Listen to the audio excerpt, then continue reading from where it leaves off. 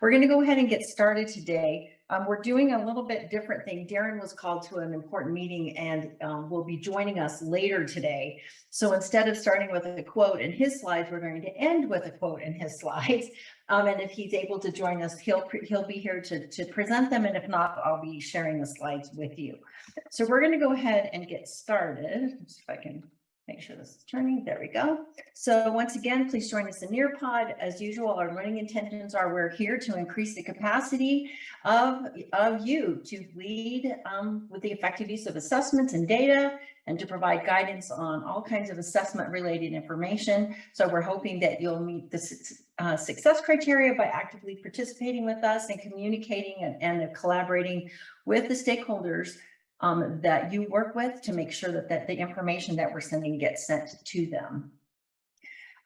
This is a slide from the Title I group. James Martin was unable to join us today. They are starting a new cohort for assessment capable learners. It's open to all Title I schools. It's a year-long professional learning opportunity. And of course, people who apply for it, like they said, preference is given to schools in TSI or CSI status.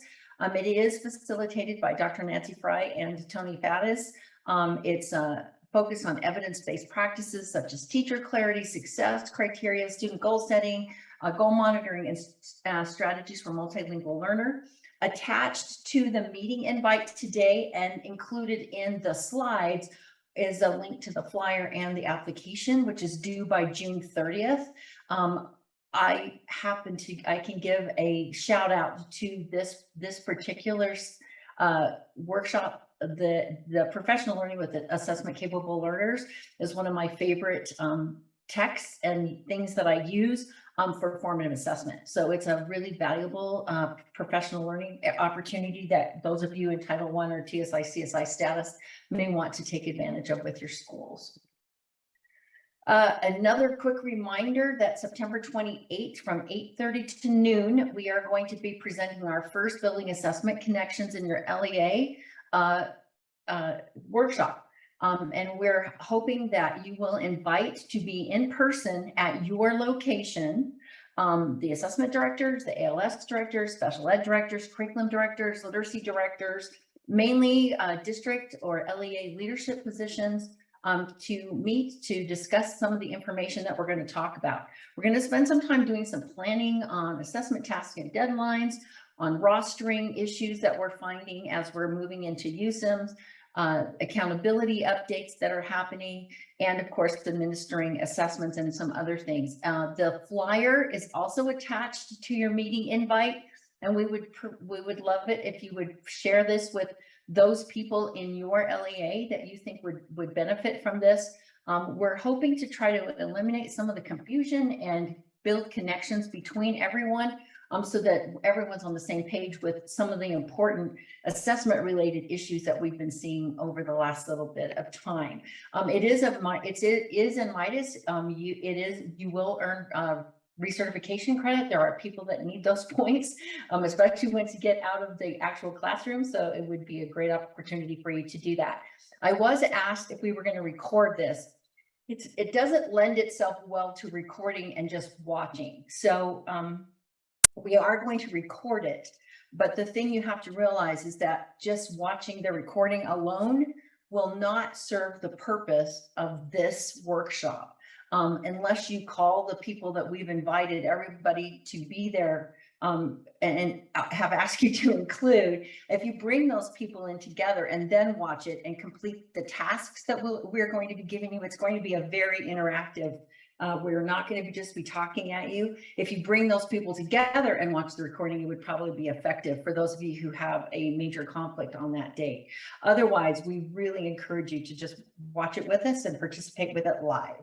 And if you have any questions about it, you can always send me an email and I can provide you with some more information. The test administration and testing ethics PowerPoint for 23-24 has been posted. It is on the USB website. One of the things we want to draw your attention to is that the testing ethics scenarios have been updated and need to be reviewed by all educators and staff before you administer any statewide assessment.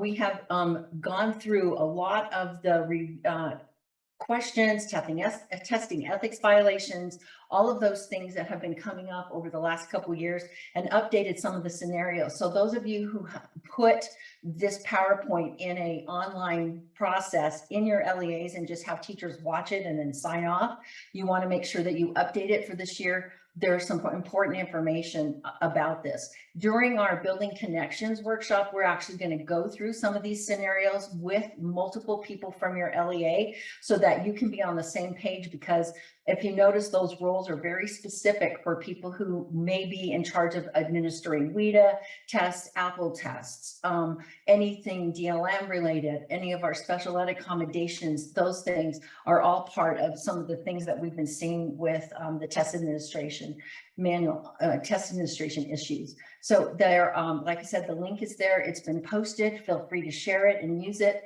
and it's ready to go. The testing, the parental exclusion form was approved by the standards committee in June, and now it has to go before the full board in August. The only thing that's changed on that form is that KEEP is now included on the testing ethics in the testing ethics form. So if you are updating yours, assuming that the full board approves that, KEEP will also now be a test that will be officially on the form. But that won't happen until the August board meeting. We completed our assessment observations, and like we said in the last meeting, we thanked everybody from the CUSE region. And so this is just a real high level, some things that we observed that to let you know, and some of the things that we're going to be doing based on our observations. As you know, we do these for our federal peer review and also to provide better customer service to all of you out there as we're working on tests and assessment. So one of the things that we noticed that we're very heartened by is that there is definitely an improvement with test administrators reading the the TAMS scripts verbatim instead of paraphrasing or adding, not following that standardized test procedure. One thing that we have noticed that has become a really common practice is that when students come late to a testing session, particularly with RISE, because with Utah Spire Plus, usually the students just are told you're not going to be able to test till the next session because it's a timed test. But when students come in late, they're just put on the test and given no instruction whatsoever. And that is a violation. All students have to be read those scripts. And that was something that we've noticed that we're going to talk about a little bit more. Maybe something to draw your attention to your test administrators. For students who are late, they still need to have the script read to them. And that goes to, some proctoring, that may be a situation where if you're doing that active proctor where you have a roaming proctor, where the roaming proctor is going to have to be reading the script to the student while the other proctor is monitoring the assessment that's going on in the classroom. We are going to be updating some of the TAM script language to provide more guidance about headphones and electronic devices directly to students. A lot of the information is in there, but it's for, we assume the test administrators are reading the information they're supposed to read before, but there's not some information in the script about you can't use your cell phones. So we're going to actually put that in. We did notice that there were some students who were unfamiliar with some of the testing tools. We are wondering if teachers are consistently using practice and training tests to make sure that the students actually know where they are or that they happen. They happen more with Utah Spire Plus than with RISE, but we did notice that. Another thing that we're noticing is that some RISE testing schedules, you may want to start to consider adjusting testing schedules because students are consistently losing engagement at about 45 to 50 minutes. And it's consistent across every grade and every content, that at about 45 to 50 minutes, students are getting pretty restless, and so maybe something to consider.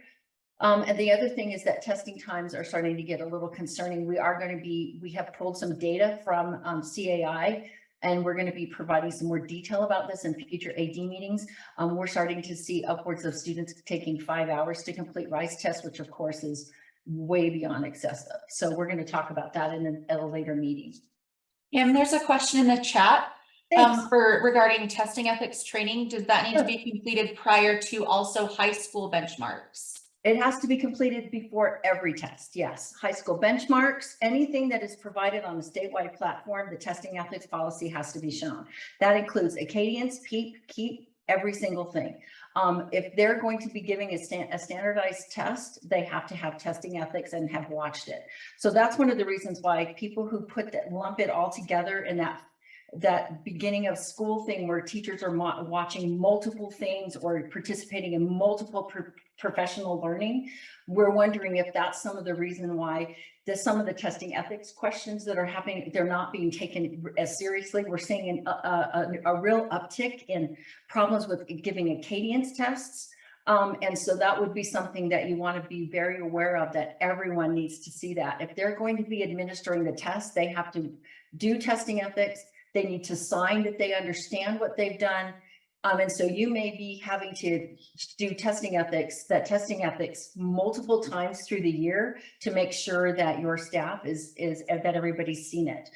Seeing it once is probably okay, but again, like we always say, before the spring summative window, it's a really good idea to do a refresher. But particularly the problems we've seen this year are primarily with WIDA. We've seen a lot of problems with WIDA tests and plagiarism. We've seen a lot of problems with Acadience tests, particularly with teachers violating multiple things about giving that test. RISE, not so much. UTASpire Plus, not so much. But those are the pain points. And, as a reminder, LEA, the testing ethics violations are actually the responsibility of the local LEAs, and then they get escalated. So it creates more work for you when that's happening. So I see the chat's kind of blowing up. Elise, are there more things? No, you're good. It was asking for the Nearpod link again, so I posted it. Oh, okay. Thanks, everybody. And so, like I said, feel free to reach out at any time. The thing that's important is that I think sometimes teachers and educators, they get at the beginning of the school year, I think there's over somewhere between 30 to 50 hours of information that teachers have to do every single year, bloodborne pathogens and lots of little things. And it can get buried in, like, okay, everybody's done this. I've signed my form. I don't get it. And then they don't quite realize the seriousness. Teachers can lose their license for violating testing ethics. I mean, it is probably the most serious violation. It's way up there besides touching kids, right? So, okay. So 2023 assessment, the RISE administrator surveys, we only had 8 administrator surveys complete from various LEAs. We were happy to see that of the 8 that submitted, that they are using assessment data to inform instruction for the next school year and to, make decisions about some things that are happening as school goals in their school. The 8 administrators talked about that. They indicated that test security and test administration training is taken seriously at the schools. It was very heartening to me to see that they all knew what the procedures were at their schools if there was a violation. And that most of them said they'd never had one and they were glad about that, but this is what they would do if they had one. And then there was kind of a trend of someone were asking for more information about each of the assessments and not just RISE, how they're used to determine accountability and situations like that. So we are taking that and also using that as part of our future training. And then also this would be a great time for you to talk about perhaps having them participate in our assessment literacy modules, because some of the questions that we saw through the teacher surveys and the administrator surveys look like that would be a really valuable training that they could complete. Excuse me, I'm gonna take a drink of water. Okay.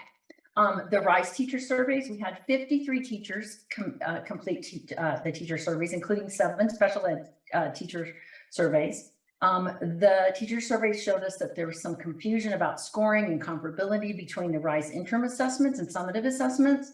A lot of them did not realize that the interim assessment does provide a somewhat predictive score for students, so that if you give the interim test, it can indicate what student achievement would be if a student completed that summative test at that time. Remember that if you give an interim test in the fall, many of the things that are on an interim test haven't been taught yet, but it does give you a snapshot for that. And especially if you do it in the fall and then you give one in the winter, you're going to be able to see how that works. Another quick reminder is that teachers can access the items and student responses for the interim assessments, just like the benchmark modules.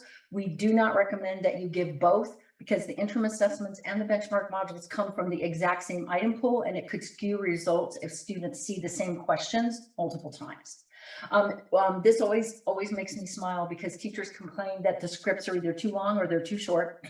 We either give them too much information or not enough. And then we did show that some of the schools are using results from summative tests to determine instructional steps for the next year. So good job with that. Like, they do understand with RISE tests how they can use, and they are interested in their data, and they do like, by the way, how quick the reports show up, although some of them aren't aware of how to access them very well.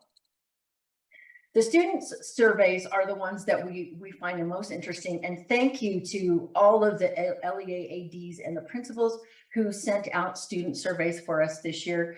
This is the most amount of student responses we've ever had for our survey, which we like, which we take this very seriously. Our federal peer reviewers like student survey results almost more than anyone else's, because it shows, you know, who is actually taking the tests and what they think about them. And of course, they do take it into consideration that they are students. But we had 322 students respond to the survey. Most students, and once again, way to go, Utah teachers, that they felt prepared, you know, they felt that teachers prepared them for the RISE test. Lots of them talked about the training tests and that they knew how to access all the item types. A lot of them mentioned that they liked doing benchmark modules, that they liked those. Of course, you know, the suggestions that included, you know, start tests later in the day, provide snacks and water, give more breaks during tests. It was interesting. I don't know if it was groupthink, but when I scrolled through it, these students didn't appear to be all from the same place. But lots of students mentioned, could we do 1 hour of testing and then do like a 30-minute break, which, you know, understanding school schedules is problematic, but that was interesting. As always, we always hear make the test shorter. This was a new one. We hadn't seen this for a while. People were asking for more multiple choice questions. And then this was my favorite one, was that you should be able to answer bonus questions, so that you could then, if you answered the bonus question, you could cross off the wrong ones that you answered before. But I thought you might need a good smile over that. I thought that was really clever. And obviously somebody who put a lot of thought into how they take their tests. So I like that one a lot. Okay, for Utah Aspire Plus, we had 6 administrators complete from various LEAs. You know, the limited assessment data that you receive from Utah Aspire Plus is used in some ways to inform instruction for the next year. Remember that the purpose of Utah Aspire Plus is to show growth between 9th and 10th grade, and to predict, you know, offer a predictable score for the ACT, which they take in 11th grade. So using it for instruction as a grade-based test is not the purpose or the function of the test. But of course, everyone does look at them, try to look at the data to make some determinations about instruction. The data indicated, again, that test security and test administration training is taken seriously at the schools. And again, just like with RISE, and these were, by the way, different administrators, said that they also wanted some more information about assessments and how they're used to determine accountability, just more information about, you know, if we're going to make changes and things like that. So we, of course, we take that very seriously. So we'll be looking at that as well. The teachers, Utah Aspire Plus teacher surveys, we have 26 teachers complete the surveys, including 2 special ed teachers. And they revealed that most of the educators, some of them do not understand the purpose for Utah Aspire Plus. They wanted, you know, standards-based testing. There's, you know, basically the limitations of the purpose of Utah Aspire Plus. It frustrates some of the teachers. And so there's a lack of understanding about that. The teacher feedback that we got, again, that the reports and data don't provide enough specific information about strengths and weaknesses to use that, to allow educators to use that data. They find the system and the testing sites are difficult to navigate. They don't like having an interim assessment. They do, some of them do use the benchmarks, but they just said that with, you know, benchmarks are not predictive, but they did see that not having an interim assessment makes it difficult to determine overall student achievement, and that they wanted the testing tools on all the tests. They think there should be a dictionary and a calculator on every single form of the test, including, you know, like it's an ELA test, they should have a calculator, and same thing with that. And so, so we'll be taking that into account as well. Any questions before I move on? Okay. And then our student surveys, we had 92 students respond to UTASPIRE Plus. Most students felt that they were prepared. They liked doing the practice test. Lots and lots of teachers are using test review packets. That seemed to be the primary thing to prepare. Some teachers have started using Schmoop as a test preparation tool, which I know will make Scotty happy. Schmoop is primarily used for ACT, but you can use it for other, everybody in grades 8 and above have access to Schmoop, so you can use it as a test preparation tool. The student feedback, the students like taking the test on the computer. They dislike timed tests and the length of the test. They want more breaks between test sessions. They don't like the amount of time it takes to get their scores. This was frequently mentioned, that they don't like the test window being so close to AP and concurrent enrollment tests. And I know that that's always a scheduling issue, but it may be something to start looking at, that maybe UTASPIRE Plus test should be given more in March instead of waiting until late May, right before the window closes. And then again, that testing tool should be provided for all their subjects, which I thought was interesting that both the teachers and the students picked up on that. That was everything I had. Are there any questions from anyone? Feel free to come off mute or type in the chat. I can click on the chat and read it now for a quick minute. Hey, just to confirm, so we're going to move to using the RISE Interim next year. We kind of did a test on it this year. So when you said the Interim, it pulls from the same bank of students or bank of questions from the benchmarks. Is that what I heard you say?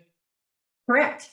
Okay. All right. And then I know on the Interim, it says it covers like 70% of the content, or there's some number that I saw about that. And can you explain that a little bit more? So it won't cover all the content that's going to be seen on the RISE, just 70%?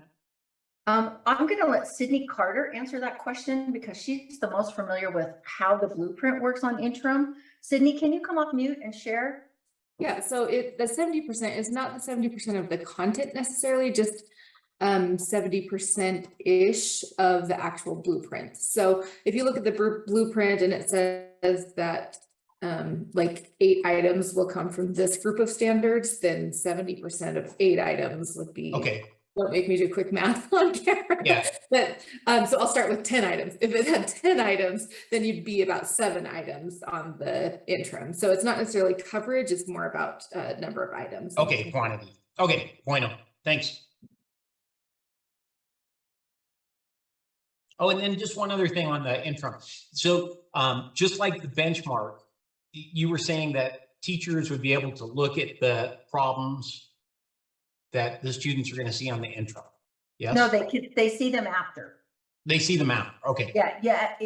There's a benchmark preview, which teachers can preview and look Right. for the benchmark modules. But for the Interim, they can see the results after the fact. Okay. Thank you. You're welcome. Any other questions before we move on to WIDA? Okay, you're up, Megan and/or. Hey, can you guys hear me okay?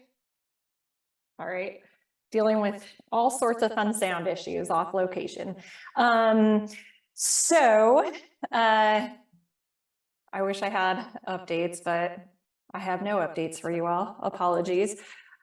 We are still waiting to get approval, hopefully approval from the U.S. Department of Education on our submitted Title III amendments. So please just stay the course. Everything that you know and have been doing, please keep on doing that. The exit criteria is still an overall 5.0. And again, as soon as we get feedback and or approval, we will make sure that we message everything out aggressively and provide guidance along with everything that is approved. I know exit criterias, again, those were the biggest concern as we came into the spring testing. Now I've been getting a lot of questions about the updated home language survey questions. I'm crossing my fingers that we can can get those in place for the beginning of next year, but I know a lot of schools are still registering students or have begun registering students now. So please stay with the home language surveys that are approved as of right now. But again, if you have any questions or concerns, just reach out to us. And again, thank you for your patience, and just stay tuned when it comes to all the ESSA amendments. All right, next slide. Okay, and guess what? Just wrapped up WIDA Access. So we get to start talking about screeners. Yeah, no rest for the weary, right? Please just remember that the WIDA screener is based on those 3 home language survey questions that are still the same right now, hopefully to be updated soon. And if any of those 3 language questions say anything other than English, that is going to show you the need for screening. Of course, you can look in the data gateway to see if students have already been identified and been taking access tests. And also please do note that we today are receiving our final state WIDA access file. This is the earliest we have ever received it. So that is exciting and awesome. What that does mean for all of you is we are going to be able to get all those scores into the data gateway partway through this summer. Yay, Carolyn, I know I'm feeling the yay as well. So working with our IT department, we are hoping that everything should be there at some point in July. And again, I will keep you posted as we process all of those files. Going back to the screener slide. Please remember to that the qualifying criteria, this is something that is not changing. Even in the ESSA amendment, the overall composite of 5.0 to determine EL status, that is remaining the same and will moving forward. And please remember that as you give screeners, you can begin giving those screeners this summer. Everyone has, their testing plans for the summers for incoming students. Just make sure that you are referencing the test administration manual. See page 13 for the grade level clusters of what you should be giving students and when, which screener you should be giving students. And also remember, at the beginning of the school year, you have 30 calendar days from the first day that school starts. You have 30 calendar days to get those students screened. After the beginning of the school year, those 30 calendar days are over, then you have 10 school days. Okay. All right. Now we can move on. Megan, you have a question in the chat that says, when will we be able to have access to the targets for next year? Growth targets. Joan? I'm assuming, okay. We are processing the files, and well, we have to wait. We will be able to download the file, process them, get them into Data Gateway. And then as soon as we have all the data cleaned up and in the Data Gateway, then we could start to make those files that LEAs can request to show growth and everything. So I would say give the data and statistic teams till about, this is just an estimate, but I think it would be safe to start requesting them in August. You could get the request in, anytime. And then as soon as they're available, though, they would come out. I wouldn't expect them earlier than August. So for the growth files, proficiency and growth files that LEAs can request. But if you are talking about growth targets based on the new criteria, you can actually see those charts in the draft form of ESSA that was presented. And so, Joan, hopefully through both of my responses, that helped. I'm not seeing any other questions or indication. I hope I got it there. All right, a reminder, training. We just talked a lot about trainings, so just be aware that any access test administration trainings are not available during the summer. Screener trainings are. You do need to complete trainings annually in order to administer the tests that you need to administer. And do note, because we are already seeing changes in WIDA AMS, the test administration platform. There are little videos to walk you through the little changes that you're already going to be seeing. So you will be seeing changes in AMS. Reach out to WIDA and DRC if you do need help as you start to administer screeners. But do note that any access trainings not available during the summer, those will be available starting again September 1st, once the whole rollover and updates to AMS have taken place.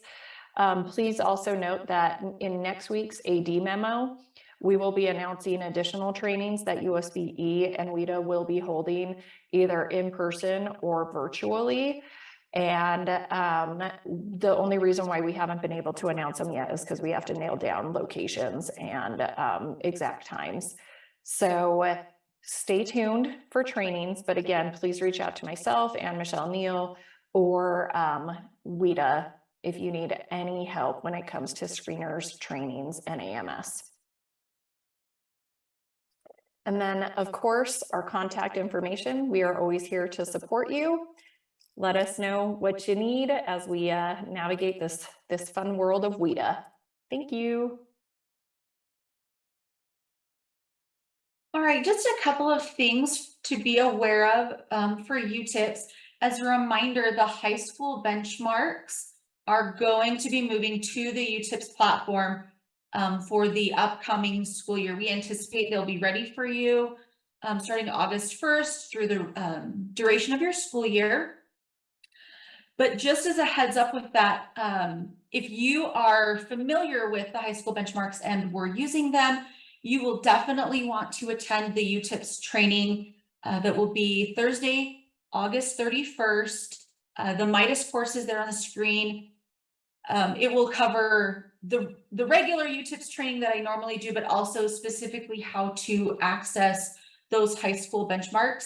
So any teachers that would like to attend is totally fine. ADs, obviously, feel free to share this with any user that you deem appropriate. Also, it will be recorded and posted on our YouTube channel for viewing reference later if that is more convenient. A couple of reminders now for Apple testing. The standard administration window set for the fall administration is going to be October 16th through December 1st, with the absent or UR student kind of makeup window the following 2 weeks after that, December 4th through the 15th. Our Apple training is set for September 26th. I would ask that you share this information with any appropriate party. Remember that the Apple test is for dual immersion program students, grades 3 through 9. So if you specifically as the assessment director aren't directly responsible for the administration of the Apple test, maybe share this with a DLI coordinator if that falls under their jurisdiction, or any DLI teachers. And just as a friendly reminder, the rating appeals still need to be completed within the testing window. So we need to plan accordingly when we're making those rating appeals. Think specifically about holidays, especially since we have Halloween and Thanksgiving that fall within this testing window. And with Thanksgiving being the very end of November, it's dangerously close to the close of the Apple window. So just kind of be aware of that. It can take up to 2 weeks. So this is our plug for the earlier you test, the more time you have for those rating appeals. And that's all I have for UTIPS and Apple.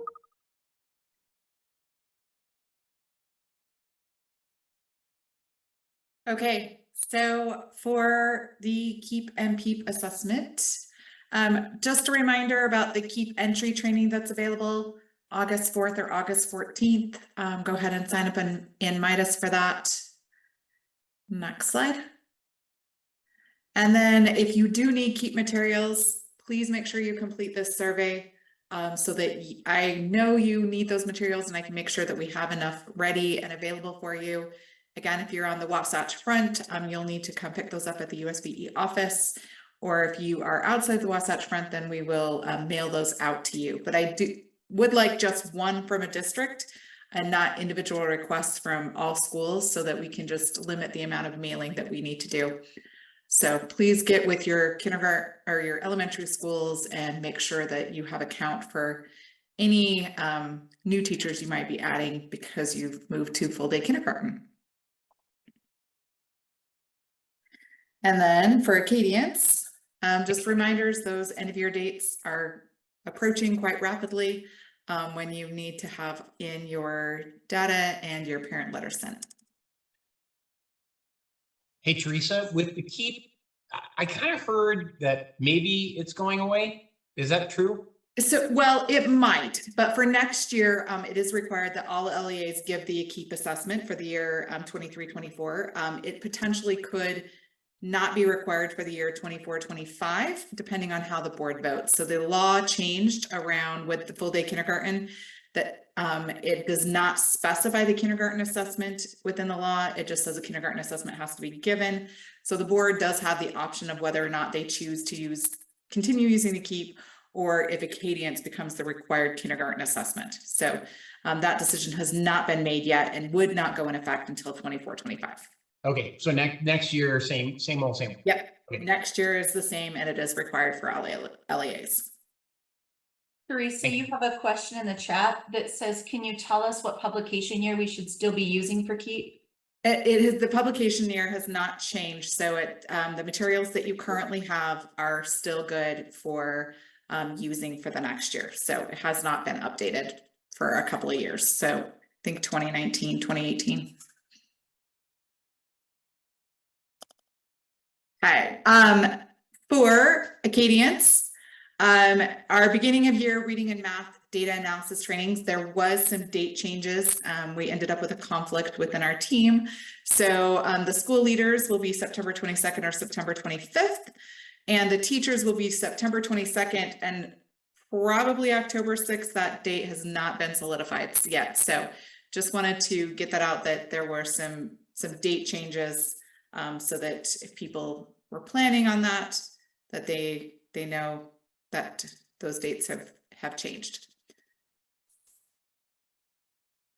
And then for Acadians reading essential training, if you have new staff who have not been trained and you don't have anybody certified in your own school, please have them sign up for one of those Acadians reading essential trainings. I did add an additional training for M-Class on August 11th to help those schools that might be starting a little bit sooner who might need teachers to be trained. So please have them do that. If you do need logins for your teachers for Midas or your paraprofessionals who don't have a login, you just need to send that information to the Midas email address, and they don't have to have a Cactus ID if they don't have one, but that will allow them to log into Midas and register for the course. And then our Canvas Acadians Reading Refresh course will reset the end of June, and then will be available for the 23-24 school year starting in July. And then I just wanted to put out that we are, as USBE, giving Excellence in the Science of Reading awards. So if you know a teacher, a coach, a principal, school leader, or district leader that really is exemplifying the science of reading in their daily work and are really helping for teachers and students and schools to reach that mark of high implementation of the science of reading, we encourage you to nominate them so that they can receive that reward. So that award. So we gave out, I think, about 10 awards this last spring to some teachers and some coaches and a principal, school leader. And we just want to recognize those who are really pushing the work forward for early literacy in our state. So educators can also self-nominate. There is criteria that does have to be met in order to receive that award. So, but the nomination and application form can be found there. So share that out with your LEAs.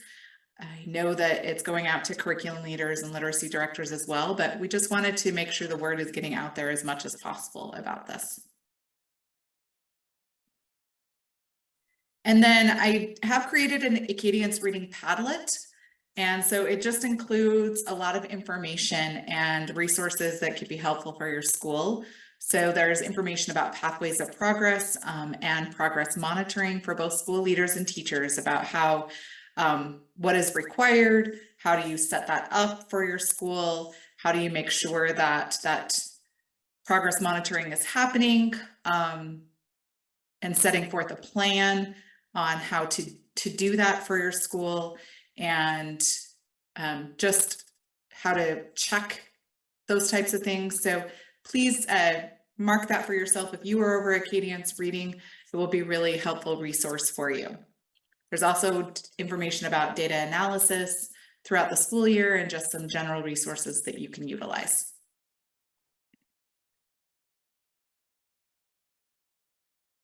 Hey, good morning. We'll jump into Acadience Math. So first up, I'd like to thank Keith for joining.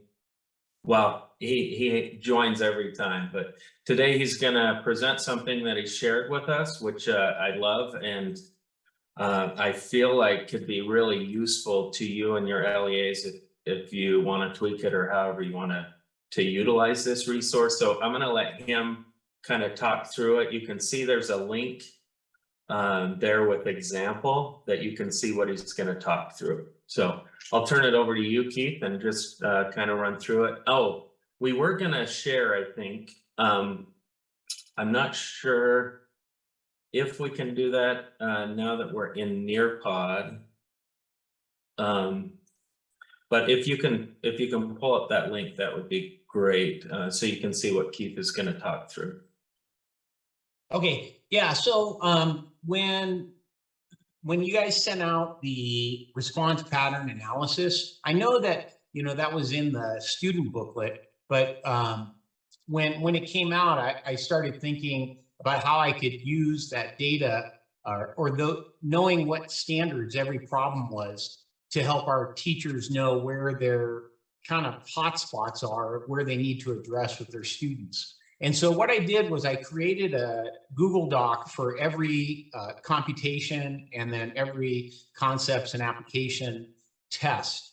And so what's being shown here is, I believe, second grade computation benchmark analysis. And so I just took that response pattern analysis. I said, okay, these are the questions. This is the standard that's being addressed. And then on the left, you can see that's where I would have my students. And so the bulk of the spreadsheet is you just kind of put what score they got on every question. And if they did not attempt a question, I left it blank.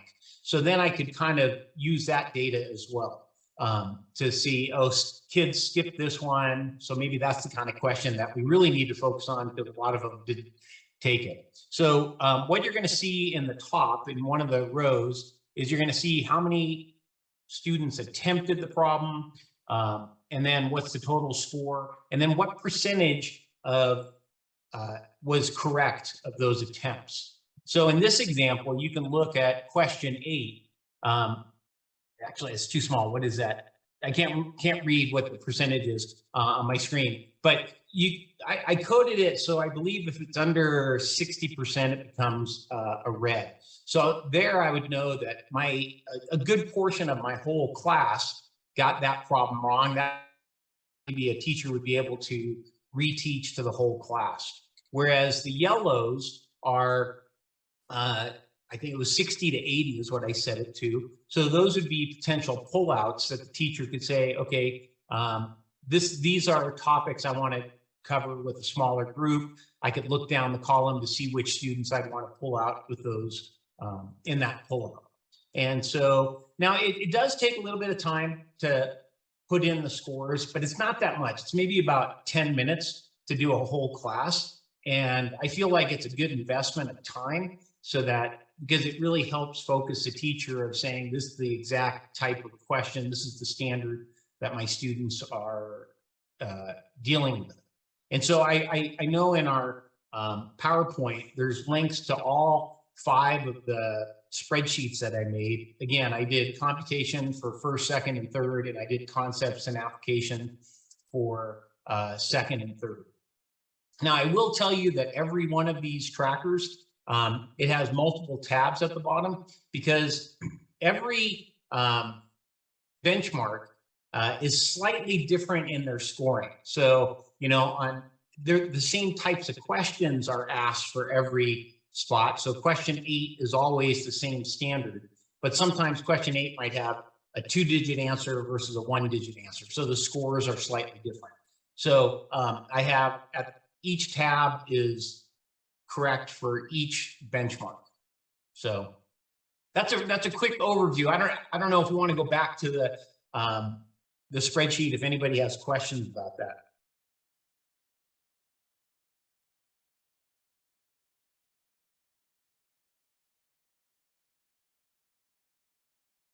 Well, if not, again, I had done this when I was in my math classes, because I would have multi-standard tests. And by doing this with my math tests, I was able to figure out what standards were the weak spots, and, you know, and then what questions. I would always try to follow up an assessment with hitting the top 5 missed problems. And this was an easy way to not just kind of, I think it was these 5, but I would know exactly that these are the 5.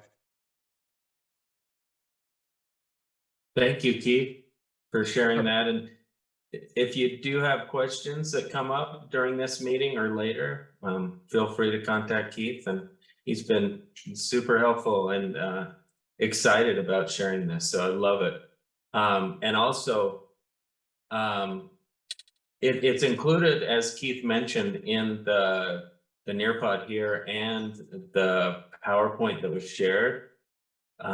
And it is also included in the Padlet for Acadience Math. I included those samples. So that's awesome. I'd love to see that work. And Keith put his email in the chat if you're interested in contacting him. Thank you again, Keith. Just an update, we have Acadience Math Essentials workshop coming up. This slide kind of got skewed, so sorry about that. There is a link there that's kind of hidden, Word doc, that will kind of show you an overview of the Essentials workshop sessions for the year. So if you want to pull that up, you don't need to. Whoever's running the show doesn't need to, but if you want to do that on your own, that's great. You may have to move things around. There we go. So it shows you when the registration opens and when it closes. So one thing to note in the slide that I want to make sure is clear, there are a lot of virtual sessions. And in this training, we have a workbook and a couple other hard copies that are sent to participants. And we need to be able to get those to participants in enough time that they actually have them for the training.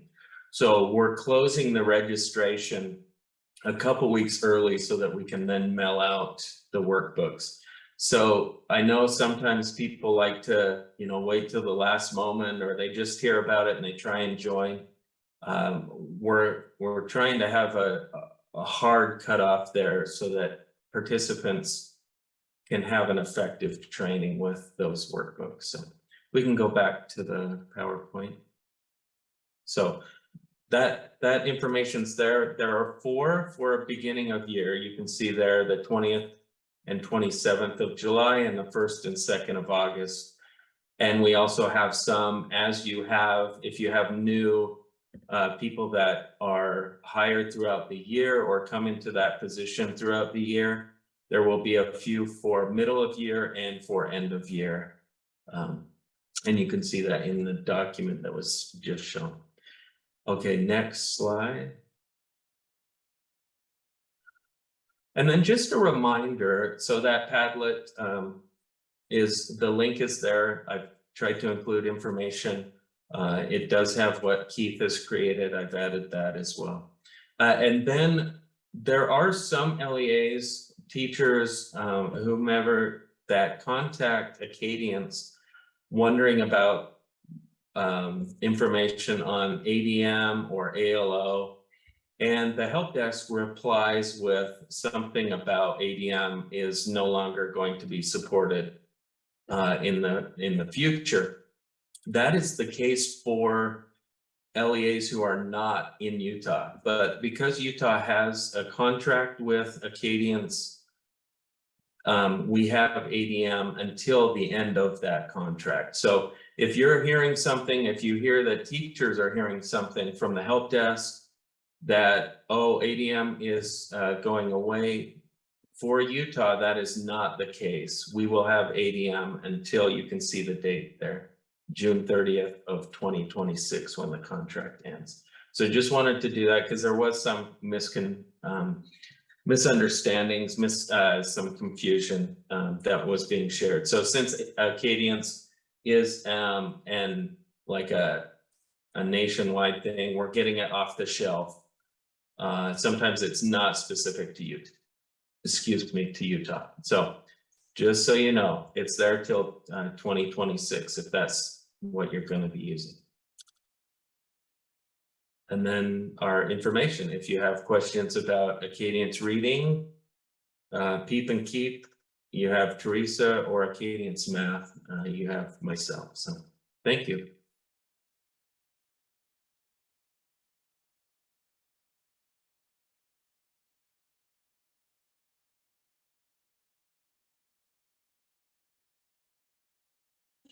Oh, there we go. Information for RISE, our training for benchmarks and interims, as well as mid-year summatives, is going to be held September 13th. You can register through Midas. I've also put the testing windows up there so that you can make note of those. And something I neglected to mention when I talked about the UTIPS and Apple training, if you are leaving your position and someone else is taking over, this would be great to pass along to them, so that it's there and ready for them when they show up beginning of the year for August and September. Also with RISE, just as a reminder, if you haven't, you need to communicate those ISRs to parents. You have a 3-week window to distribute those. There's guidance for generating and exporting those in the RISE reporting guide. It starts on page 153, but if you haven't shared those with parents, you need to. Some people are able to work with their tech departments to get them uploaded into their SIS systems. And then they notify parents with an email saying that test scores are there. Others send them in the mail. Others send them through email. That is a local decision. Just make sure that it's getting done. For Utah Aspire Plus, our spring summative testing window will open on March 4th and go through May 10th. And just as a reminder, those benchmark testlets are moving into the UTIPS platform. We do not have a training date set yet for the spring administration, but just plan for that to be early winter of 2024 for the spring administration. When it comes to Utah Aspire Plus reporting, similar to RISE, you have 3 weeks to share those ISRs with parents. I also included links here to the score interpretation guide that's been put together for educators, as well as the one that's been put together for parents, which you can share out. And as far as the state data and everything compiled, originally we thought it would be late fall, but if I remember, Anne Michelle said that it would actually be middle of August. So we're shooting for an earlier date for the data to be finalized in our data gateway. Ooh, ACT updates. Real quick, I don't have a slide for this, but thank you for the push on Shmoop. I love hearing students saying they like using Shmoop. I've had a series of irritating emails come in from a competitor of Shmoop dropping a couple of names of some principals in some high schools saying that their product was better and that we should promote their product. And that's never gonna happen unless they somehow get the contract.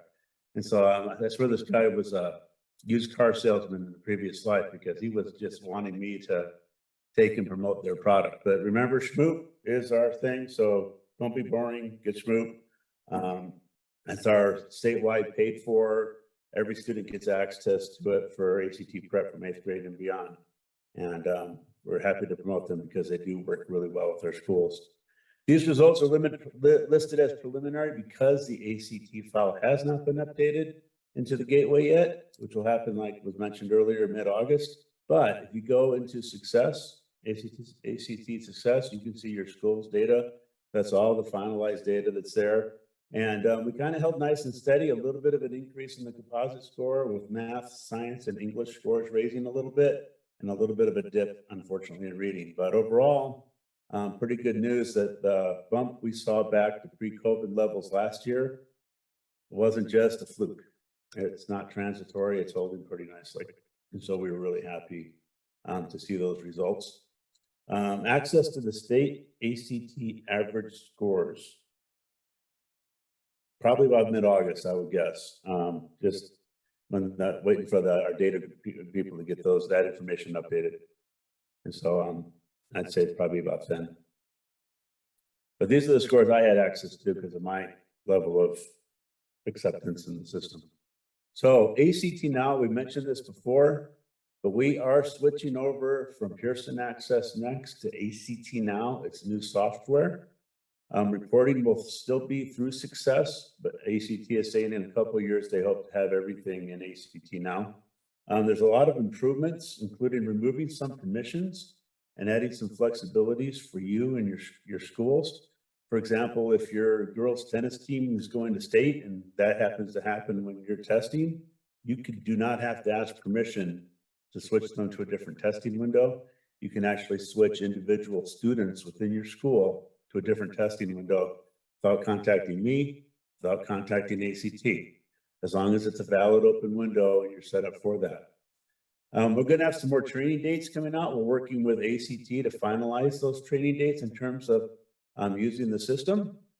And so pay attention to the AD memos, because as soon as I know those dates, they'll go out in the AD memos and we'll keep them going out on a regular basis so you can see those dates. On top of the new software itself, we're going to be piloting some the software itself. So November 6th will be the official launch date for ACT Now, but probably around September, we have an opportunity for districts and schools to pilot ACT Now. This is a demo environment with no actual schools, no actual students, and no actual proctoring of the ACT, but it's a chance to use the system, to see what it takes to include teachers and give different permissions from your level on down. It's also a chance to break the system.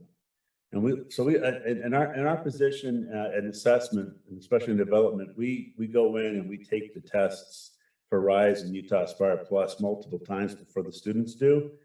And we purposely try to do things like get music playing in the background or having other programs open that aren't supposed to. We try to break the system, try to do the things we think the students will do. And with this pilot, it's an opportunity to see how, number one, how well ACT Now works, but it's also an opportunity to see if we can overload them and maybe break their system for them, and do that before we actually get into ACT Now. And so we'd like to really get as many of you and your schools interested in being part of this pilot, because that gives good feedback before we actually open up the actual software, kind of like a beta test. There's a survey link here. And if you click that link, it should take you to a survey that everyone should be able to access, where it's either going to be your information, or sometimes some of our LEAs have a specific person who monitors and takes care of ACT for their LEA. But we need that person's name, and then how many of your high schools you would like to have participate in this pilot. And so if you're a charter high school and it's only one of you, just put down the word one, it's fine. But if you have, 4, 5, 6 high schools within your LEA and you want them all to pilot, great, that we'd love to have that. If you only want half of them to pilot, that'd be great also. We'd like to get as many involved in the pilot because, one, it's a great training opportunity. And two, it's a great opportunity to essentially beta test the software and find out about any possible problems that could occur before we're actually in the testing environment, and have those fix those problems before we actually get there. And so, so that's coming up. And as soon as we know who's all involved with that, I'll give that information to ACT, and they'll be contacting you directly to set up the pilot. And we'll also, when we put up the training dates for ACT Now, we'll also put out to those schools the training information for the ACT Now pilot program.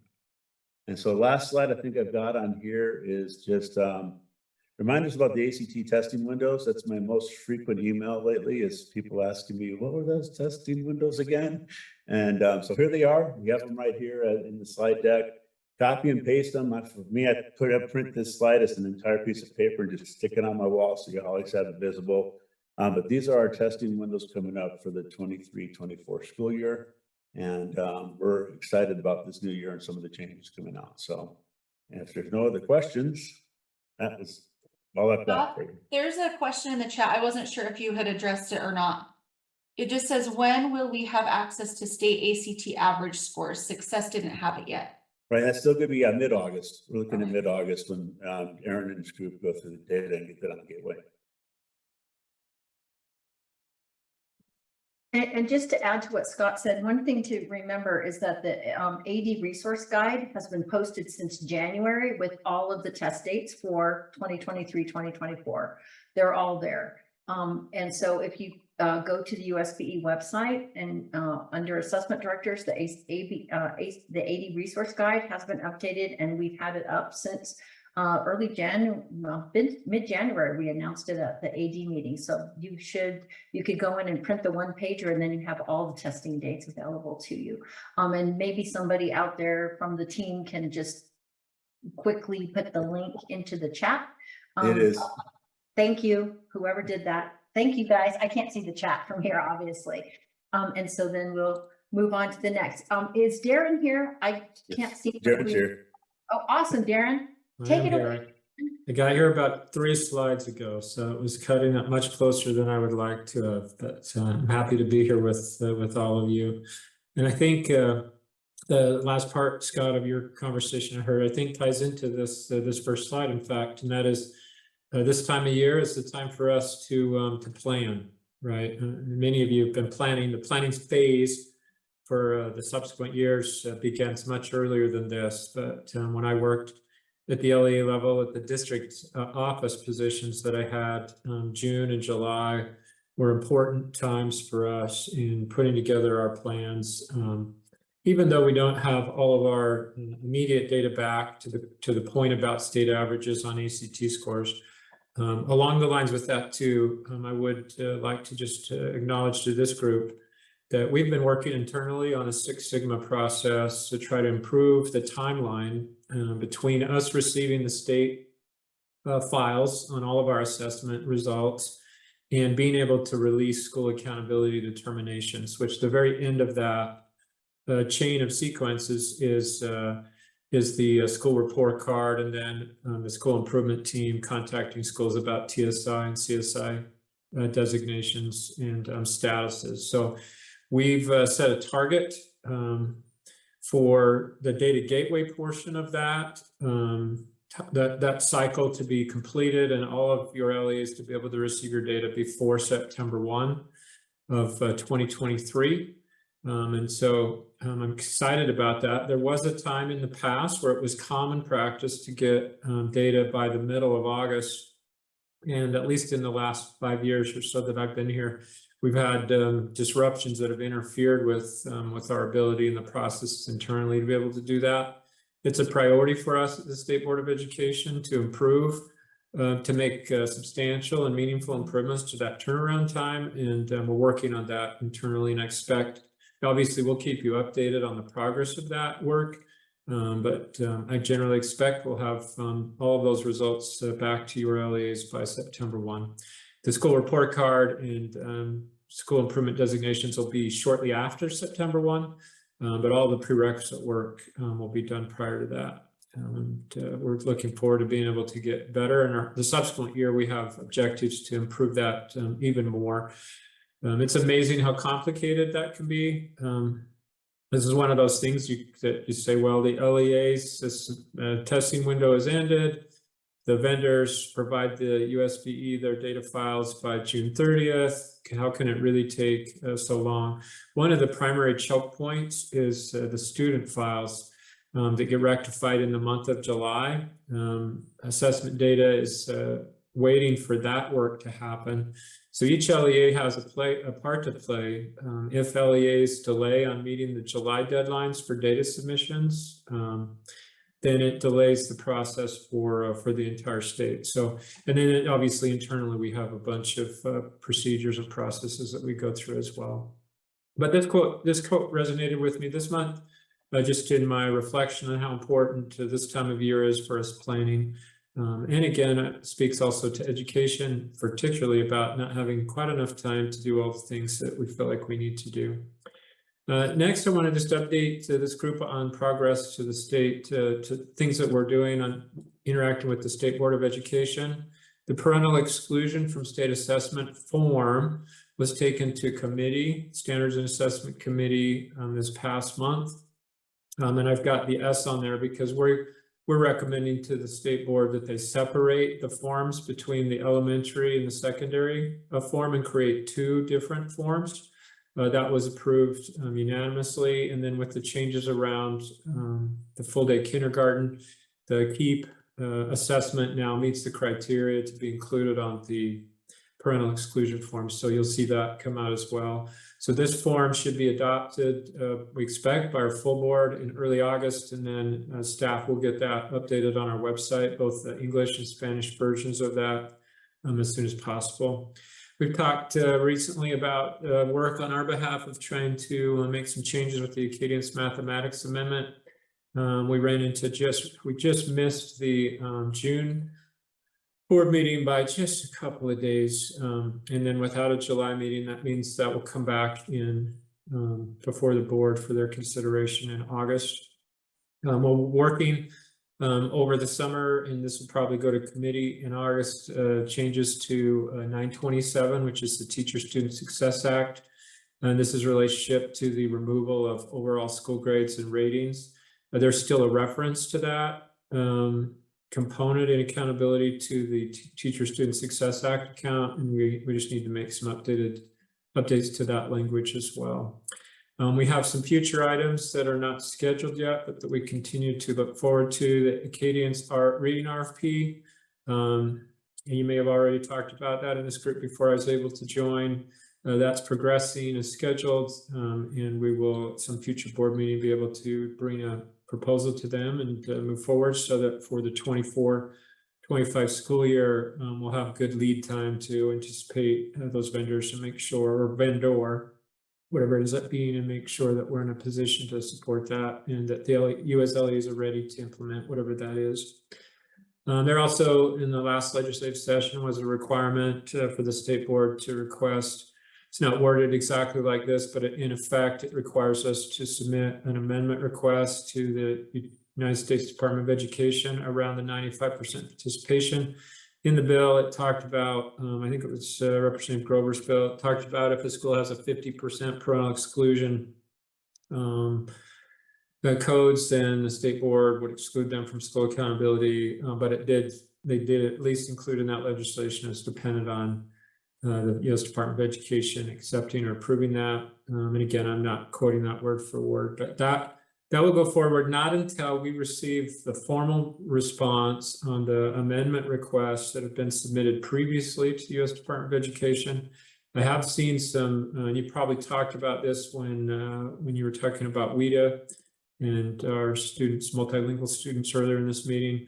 But I'll just share with information that I've been involved in. I've seen email communications between the U.S. Department of Education and our agency contact person, which is Sarah Young, on the transmission of the amendments and then also the response over this last week. I'm optimistic that sometime in July we might receive a response.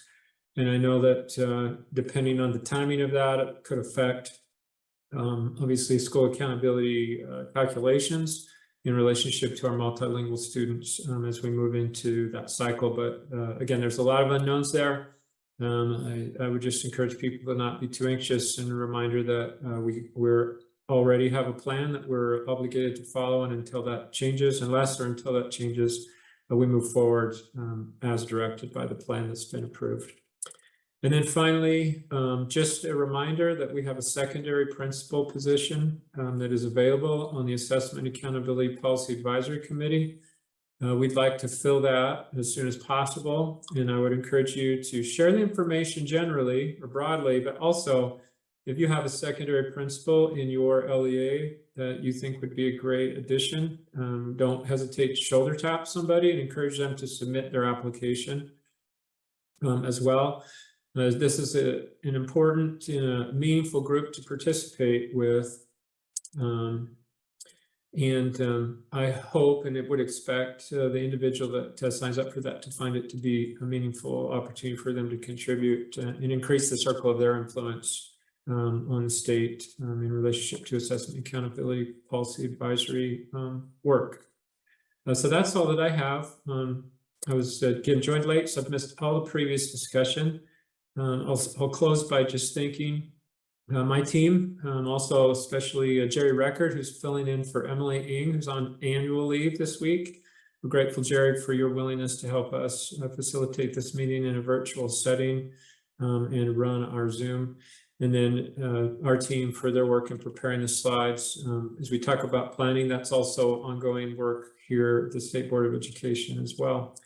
And then wish everyone to have a wonderful day.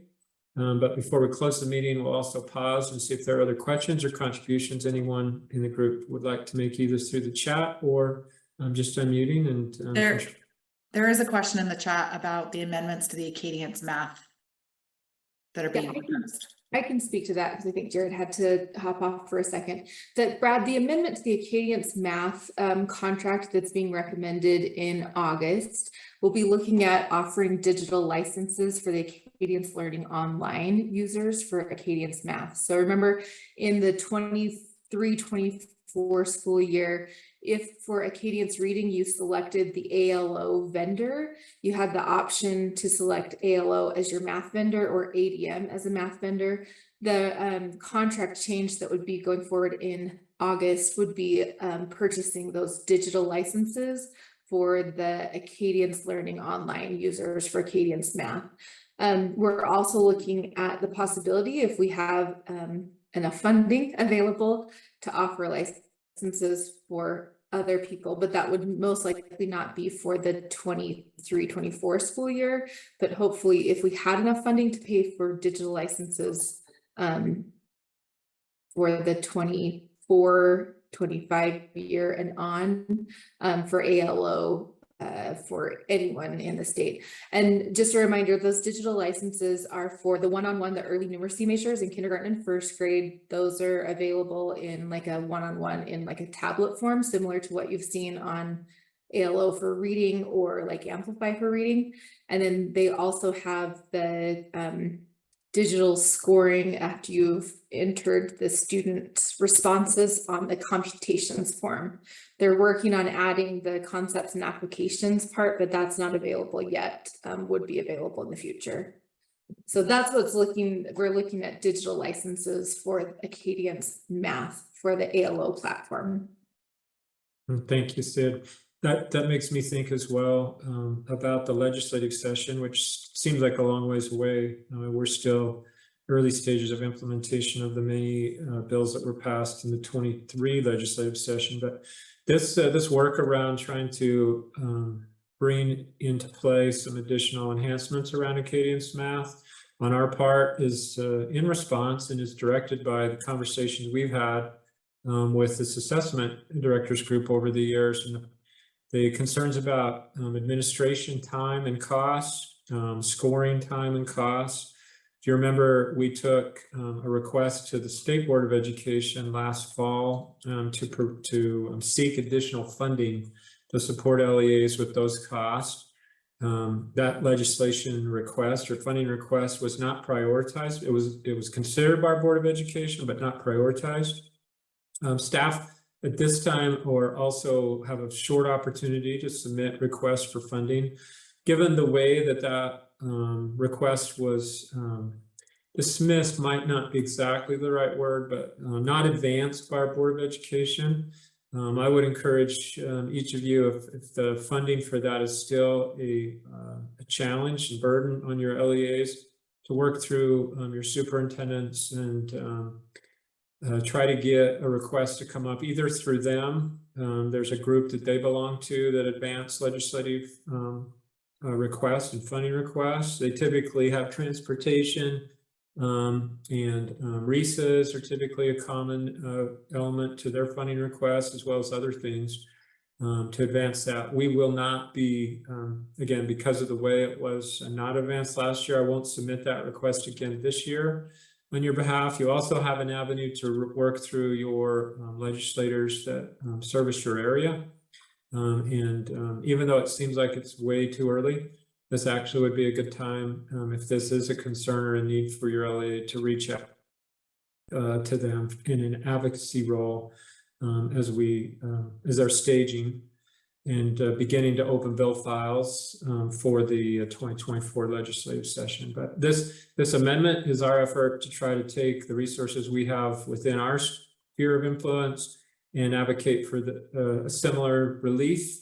It's not exactly the same, obviously, so it doesn't transfer funds to your LEAs, but to try to bring some relief to the challenges that many of you are facing with administration of Acadience Math. So it's an acknowledgement, one, of to show you evidence of how the dialogue that we have in these meetings is really important, and we try to hear that and bring relief and advancements through that. And then also, number two, to point out this is an opportunity or a time frame. This is the window for you to begin advocating if there's things that the State Board of Education has not chosen to prioritize that your LEA otherwise would prioritize.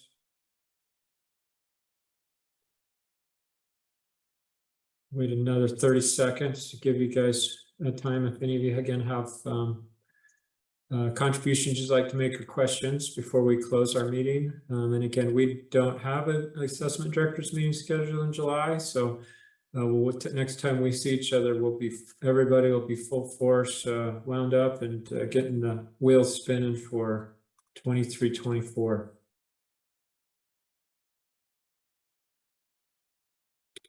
Okay, well, thank you very much and have a wonderful day. Stay dry wherever you are. I hope Salt Lake City is getting some pretty good rain right now, though.